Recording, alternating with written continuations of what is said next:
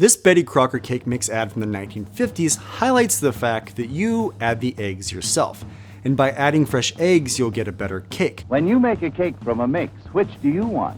A fresh egg cake or a cake made with dried eggs? But according to legend, adding fresh eggs to cake mix, it's not just about making a better cake. It's about tapping into the subconscious desire of women and giving them a purpose. You know, they say a woman's place is in the home, and I suppose as long as she's in the home, she might as well be in the kitchen. Or at least according to a fairly popular story that's been getting passed around the internet for quite some time. It was a very famous marketing case study. The egg you have to put in Betty Crocker Cake Mix, it's a lie. The housewives didn't want to use the instant cake mix because it was too easy. Women feel like they're cheating. That's to make you feel better about cheating because you're making cake from a box. There wasn't enough work involved for them to get any emotional benefit from baking the cake. According to the legend, Betty Crocker had this line of instant cake mix where all you had to do was add water. But sales weren't going so well. So they brought in a business psychologist, the man that created the original focus group, the man who inspired the people that would eventually inspire the television show Mad Men, a man named Ernest Dichter. Betty Crocker hired him as a consultant, and after interviewing groups of women, he figured out that the real reason the cakes weren't selling was because they felt guilty for using a product that was too easy. One bowl method makes it so very easy. So he instructed the company to remove the dehydrated eggs and the requirement to add fresh eggs to give them a little more to do. According to the story, the psychological hack was a success and sales started taking off. But there's a problem. Some sources say that this is all true, while others say that the egg hack provides a reductionistic and oversimplified view of the psychology of consumers. So I started digging to try to find some answers, and this is what I found. So when you ask Google about the Betty Crocker egg hack, one of the first articles that pops up is an article from Psychology Today that confirms the story as being true. So I reached out to Drew Boyd, the man that wrote the piece. He's a successful business coach and author. The article was taken from an excerpt from his book, Inside the Box, a proven system of creativity for breakthrough results, and he used the egg hack story as an anecdote at the beginning of one of the chapters in his book. For each chapter, the way we approached it was to teach the method, teach the particular technique or pattern, in this case, the subtraction pattern, and fill it with stories that essentially validate the existence of pattern-based thinking. He then began explaining to me the version of the Betty Crocker egg story that I'd been hearing time and time again. You know, it was the story that the egg sales weren't going so well, so they brought in Ernest Dichter, and he said that it was too simple and women felt guilty, so they used what Drew calls the subtraction method to make it harder and to give women purpose. They're adding work to the process, and in doing so, increasing the value of the product. So from a marketing point of view, it was just very clever. And in itself, to me, it's an interesting idea of like, you know, you sometimes can make things too easy for people, and they don't like that. Then I told him that several sources online say the story isn't true, and I asked him where he first heard the story. If you remember, can you tell me where you first heard the story of the egg, the Betty Crocker egg? Where did you come across this story? It should have been cited. Let me see if I could figure it out. After our interview, he was so kind as to send me the citation from his fact checkers, and the source they cited was from a book called Finding Betty Crocker, written by Susan Marks. So I grabbed a digital copy from my library, and I found the chapter where she talks about the marketing strategy behind the requirement of home cooks to add fresh eggs, and I didn't necessarily get the answer I was expecting. To quote the book, whether the psychologists were right or whether cakes made with fresh eggs simply taste better than cakes made with dried eggs, General Mills decided to play up the fact that Betty Crocker's cake mixes did not contain dried egg whites, egg yolks, or dried eggs of any kind. The source material actually challenges the psychological hack by stating that it could just be that fresh eggs taste better. With my yellow cake mix, all you do is add water and a couple of fresh eggs. The story of the egg is actually a story about a cultural shift in America, and to figure that out, we're gonna have to just dive deeper. Not just to see if that hack worked or not, but to understand why it was even a strategy in the first place. Our story starts on December 10th, 1930, when a Pittsburgh company called P. Duff & Sons had an excess of molasses and they needed to get rid of it. So they dried the molasses, turning it into a powder. They added flour, sugar, and powdered eggs. Then they packaged and sold it. All the consumer had to do was add water. Then they applied for a US patent, number 1,931,892. This was the official birth of instant cake mix, but something was wrong. As time went on, the company added a few other mixes, including nut bread, bran muffins, and fruitcake. And they all sold well enough, but John Duff, the founder of the company, kept tweaking the recipe because, like I said, something was just wrong, something was a little off. Then in 1933, the company applied for another patent. This time, they included fresh eggs. And you can read on the patent itself where it says the quote, "The housewife and the purchasing public in general seem to prefer fresh eggs, and hence the use of dried or powdered eggs is somewhat of a handicap from a psychological standpoint." So on October 8th, 1935, patent number 2,016,320 was granted. This is evidence that fresh eggs were already known to be superior, at least in the mind of consumers. But the public's disdain for dehydrated eggs was about to grow even more.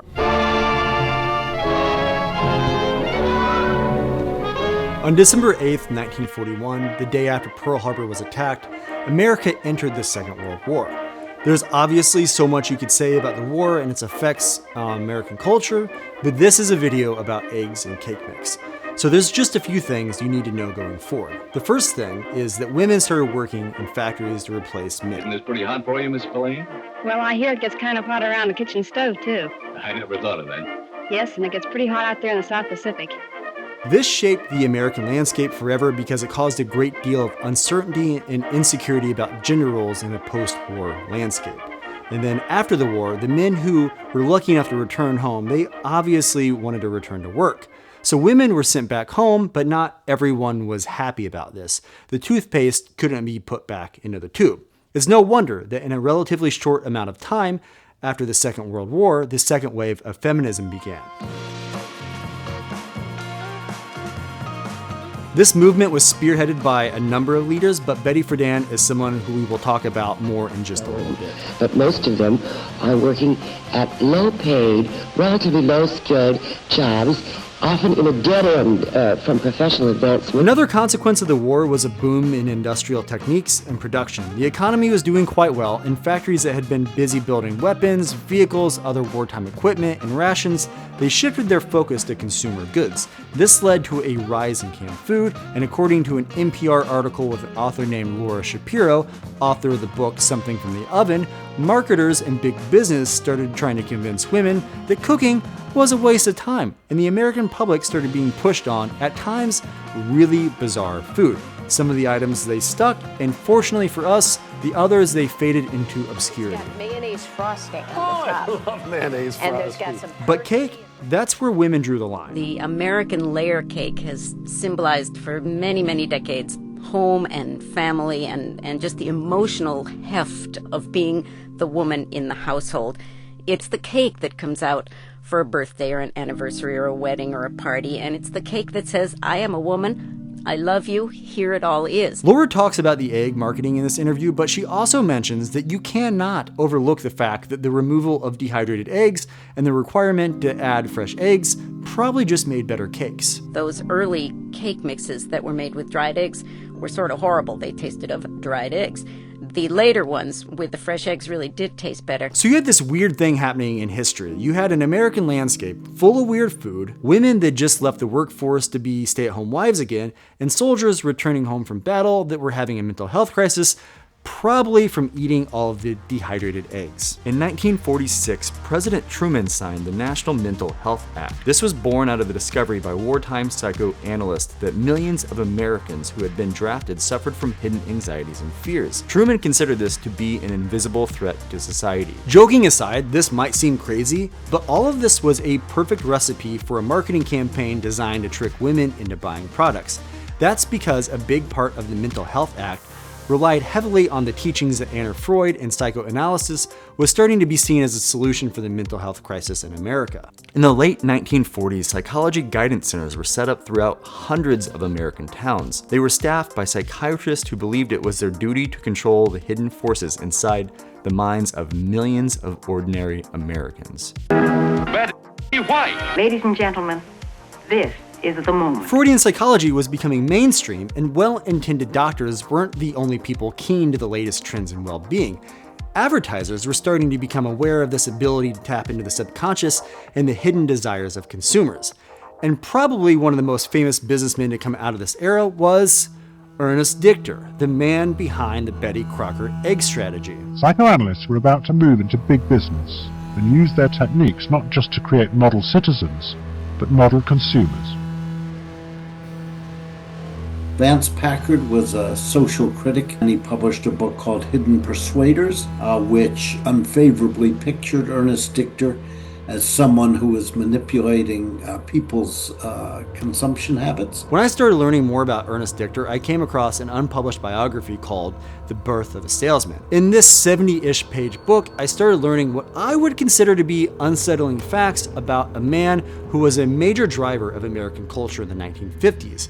I emailed the author and he agreed to an interview. Hi, my name is Dan Horowitz. I taught American history, U.S. history and American studies, most recently at Smith College. I asked Dan if it was fair to say that the American public during this time was in the middle of a cultural evolution, causing insecurity amongst the general public, making people especially susceptible to predatory marketing practices. And that's when he told me about Vance Packard, a social critic that wrote a book called Hidden Persuaders that was published in 1957. In the book, Packard warned people about the dangers and predatory practices of ad agencies in New York at the time, and he painted Ernest Dichter in an unfavorable light. And in 1963, Betty Friedan wrote The Feminine Mystique, a book widely credited with launching the modern or second wave feminist movement. I wrote biographies of both Friedan and Packard. And without naming Ernest Dichter, Friedan extensively talked about him critically,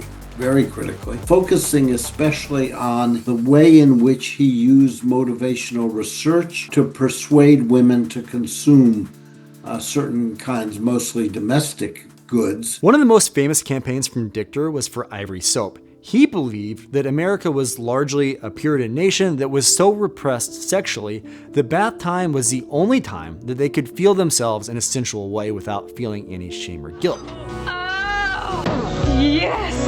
Yes! But Dichter, he was able to view American culture with a unique perspective because he was not originally from the States. Born, if I remember correctly, in 1907 and educated in Vienna. Grew up in Vienna, a Jew who watched nervously as the Nazis took over Germany and then Austria in 1938, Germany in 33 and Austria in 38. And he knew he had to leave. He had been trained in Austria as a psychologist. He had a PhD in psychology. And he arrives in the United States, as many of these emigres did, with almost no money, and immediately gets a job and then a series of jobs. One of the reasons Dichter was successful so quickly was because another one of Sigmund Freud's relatives, his nephew, Edward Bernay, had already convinced American corporations that you could indeed sell to consumers by tapping into their unconscious feelings. This all made Dichter very rich and very famous super fast. He built a team of researchers and bought an old mansion north of New York City that he called the Center for Motivational Research. It was at this mansion just outside of the city where he organized the first focus groups in America. He took the concept of group therapy sessions, and instead of implementing psychology for the participants' well-being, he used the concept to figure out what would drive commerce. The first breakthrough, which became famous right away, was when he was hired by Chrysler Corporation, specifically to sell Plymouth cars, and he noticed, it's really quite wonderful, he noticed that men came into the showroom and they wanted excitements. They wanted a convertible, but eventually they bought a sedan, a more sedate sedan, a four-door ordinary car. So what Dichter did, and he became famous for this almost immediately, was to train salespeople on how to bridge this gap between the desire for something as exciting as a convertible and something as humdrum as a four-door sedan. It seems so much longer than last year. It is. Nearly 4 inches longer in some models. Oh! He had aspirations to be a kind of social philosopher who would convince Americans that through consumer culture they could wed democracy and capitalism and at the same time enjoy themselves much more. The political, social, and psychological insights of Ernest Dichter is honestly such a deep and fascinating rabbit hole, and it's one I'm struggling to summarize. I literally have to keep reminding myself that I am just trying to tell a story about whether or not the Betty Crocker egg hack was effective at convincing women to buy more cake mix. Did this psychological hack really work? And I do have an answer, but it's not a simple one. And I'll get to it in just a second, but I do want to share something else with you first. Like I said earlier, one of the books I read was from Dichter himself, and it was written and published in 1947, and it was called The Psychology of Everyday Living. In the book, he talks about culture, social norms, and personal experiences that shape everyday behavior. And a chapter that starts on page 197, titled What Bread Means to You, gave me one of my biggest clues, and I'm going to read a few paragraphs to you from it now. For instance, all our respondents had pleasant memories of the bread of their childhood. That good old-fashioned homemade bread. Whatever details the respondents gave, all agreed that the ideal bread is the one that tastes best. A typical comment voicing the suspicion was this: I think that the ingredients in manufactured store bread are probably pure. After all, they have to live up to their claims and government standards, but I think that they probably use powdered eggs and things like that to save money. People are reassured if the manufacturer states that genuine ingredients such as fresh milk and eggs have been used in his bread. Fresh eggs just being better come up again, and this time it's in Dichter's book that he wrote years before he was ever commissioned to consult with Betty Crocker. Now, he doesn't say that they objectively make a better cake. Instead, he's focused on the perception of consumers and how that they thought that when you use synthetic or engineered components like dried eggs, the corners must have been cut to save money, which is kind of funny. It's a fascinating insight because completely removing powdered eggs and requiring consumers to buy their own is something that definitely is saving the corporation money, but that doesn't matter. But what does matter is that consumers did start buying cake mix. The fresh egg campaign worked. At least sales of the cake mix started to pick up after a period of stagnation when the fresh egg campaign rolled out. But I've also read, and I've not seen hard numbers, but I've read a few sources that say that the sales didn't actually start picking up in like a substantial way until Betty Crocker started leaning into frosting and decorating cake mixes to customize them and to give cake bakers even more creative freedom, which is a concept that was at the heart of the original advice from Dichter and his motivational research group. So I asked Dan, did the egg hack worked, or is that... Well, I think I'd start by saying it worked in the sense that it was one of those jobs that Dichter had that made him so successful. That's so that from his perspective, not from the woman in the household's perspective, from his perspective, it worked. It helped generate income and make him more famous. People in corporations who were designing products and how to advertise them, it worked in the sense that it convinced them, this is great. This is this brilliant psychologist who understands American women. So here's my answer after talking to people and reading and doing research. The story of the Betty Crocker egg is a romanticized explanation of a part of a tactic that a savvy businessman, an intellectual with aspirations of being the Jordan Peterson of the 1950s, used to try to sell more cakes. I think this story actually represents something much deeper, a time where mental health, financial insecurity, and gender equality was weaponized in the name of cake sales. The story comes from a time in a post-Second World War and pre-Second Wave of feminism where Americans, mostly white, suburban Americans, were in the middle of this cultural revolution. The Betty Crocker egg is a symbol of corporate greed and unchecked power. It is undeniable proof that corporations will use our vulnerabilities against us, all in an attempt to sell us crap. I said this to Dan, and this is what he had to say. There was a time, and it was certainly true when Dichter was writing, when corporations were seen as all-powerful and consumers were seen as weak, feminine, malleable. You and I and others, as well as housewives in suburbia in the 1950s, we aren't and they weren't empty vessels that can be persuaded to do whatever the corporations want. We taught, you and I and people we know, talk back. We go into a supermarket and sure, we're tempted by a colorful package, but we're not empty vessels who just lay down and roll over and do whatever the corporations want. All right, that's it for this video, and I just want to say I'm sorry for taking so much time between uploads, but it took a lot of work, and these videos that I'm making, I still have a full-time job. So I've had to research and do interviews in my free time, and I probably could have just asked AI to write me a script, but I'd rather learn something, I guess. Maybe I'm just old and stubborn, but fuck the robots. And if you like this video and you want to support my work for free, please subscribe. I want my kids to think I'm cool. I want to get a YouTube plaque, and I'll see you again soon. Peace.